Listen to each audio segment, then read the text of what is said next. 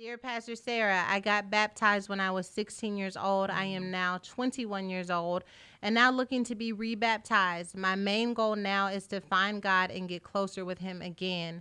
I acknowledge my sins, spend more time reading my Bible, daily bread, journaling about my Bible readings, and use your sermons to help and guide this spiritual journey. I am committed to move from this world and to not just lust for the things it offers. I must say the journey is hard, but this is what I want to accomplish. The things I used to do, say, think, and feel no longer apply to me. They bring no comfort and it offers guilt. In addition, I talk to God a lot no matter where I am, what I feel, or how my day is going. But I know there is more that should be done. Please offer me some tips and guidance in reconnecting with God. The more I feel close to him, the more happiness and peace I receive. This has been my feeling lately. I no longer sit and allow a bad moment to ruin my day. Instead, I pray, listen to gospel music, and read my Bible. I know these may not be enough, but I am feeling stuck right now. What action should I take? I really hope you'll be able to assist me. Well, James, it sounds like you are doing all of the right things already. And my suggestion would be to continue doing what you're doing, but also outside of creating the atmosphere, I think being able to serve as the hands and feet of God will also help you to feel not just closer to God, but that you're literally being a conduit for God's presence on the earth.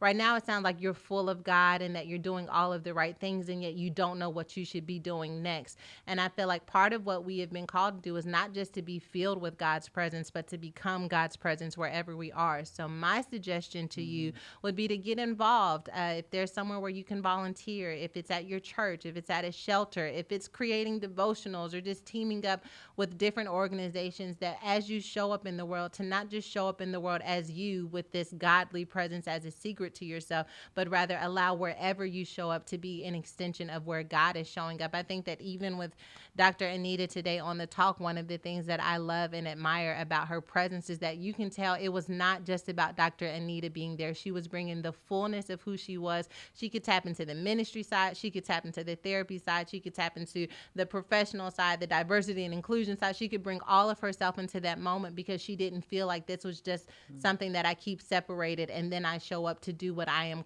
performed or taxed with doing from someone else. At the end of the day, I need to do what God wants me to do.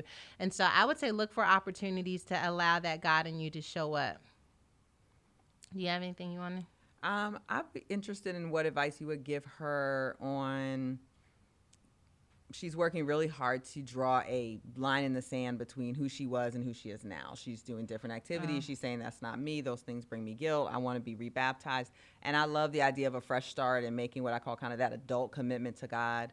But I think you've done an amazing job always of threading all of your eras of your life, all of the versions of you together in a way that brings glory. You know what? You know what I'm saying? Yes, absolutely. I do think that you can no longer be that person, but you can do the work to understand how you were in that position in the first place in such a way that it doesn't have to be like this. I completely shut off who I once was and I'm now stepping into who I am exclusively, because the truth is that like there are all versions of who you are. They are all a part of your identity. And a lot of times we do become frustrated because we're trying to divide ourselves and like, oh, I don't do this anymore and I don't think that way anymore. And though that is valid, I'm not saying that you should go back to thinking the way that you were, but there was a residue that stays with us as Christians and we're constantly trying to work that thing out. But that residue can also be bait so that someone else can be drawn in. And so I would also say, like, you do not have to separate yourself. Instead, allow all of yourself to experience that presence of God. It's one of the things that, I mean, even with us in the podcast, right? So I'm singing songs that I used to really jam out to. Now, when I leave here, I'm going to let you know, I don't turn on that music and bump it all the way to my house. I have on podcasts and worship music, but I'm not so disconnected from who I used to be that I'm not able to at least create an environment of fun and activity without being led by those things. I think the problem with our sinful nature is that we were led by those things. And now when we become converted, we can sing the songs without picking up the phone and asking somebody to swing through. Wow. Okay? We can sing the songs without rolling something up. We can sing the songs without drinking something down. You know what I mean? So you don't have to pretend like you never existed. As a matter of fact, I think my ability to still connect with that part of myself is why I'm able to reach people. And love her. Yeah. Oh, well. Yes, and love her. Yeah, to connect with that part of yourself and love that part of yourself. Like, I think all of the versions of us that came before that we maybe didn't make the best choices or whatever, like, we should still look back on that woman with love. Yeah. And it took me a long time to do that. Yeah. But I get her now. I get her. Like, I get why she was hurt. I get why she was silent. I get why she made the choices that she made. Like, I'm able to look at that version of myself with compassion. And even though I don't live the way that she once did, I totally understand her. Yeah, I like that. Somebody says, Kardashian says, yes, ma'am. That's it, Pastor. Armani says, balance is key. Martina says, yes, SJR and Darcy says, preach, sis. Princess says, wow, Dr. Anita, God brought you here. I totally agree. Andrew says, residue can be bait. That's awesome. That was powerful. Come on, guys. Thank you. And Michaela says, I needed this week. I love that. Would you say that, like, people who struggle with embracing that side in themselves or loving, like, what type of tools or work should they do in order to do that? You know, one of the things I often encourage people to do is get pictures of themselves from those different times in their lives. We can be especially hard on the youngest versions of ourselves, but when you pull out a picture at 32 years old and look at a 16-year-old, a 12-year-old, you know, that's a baby. When I was 16, I felt like I was so grown. But I look at a picture of myself now at 16, I'm like, wow, that is a child. How can I be that angry with her? How can I be that critical of her?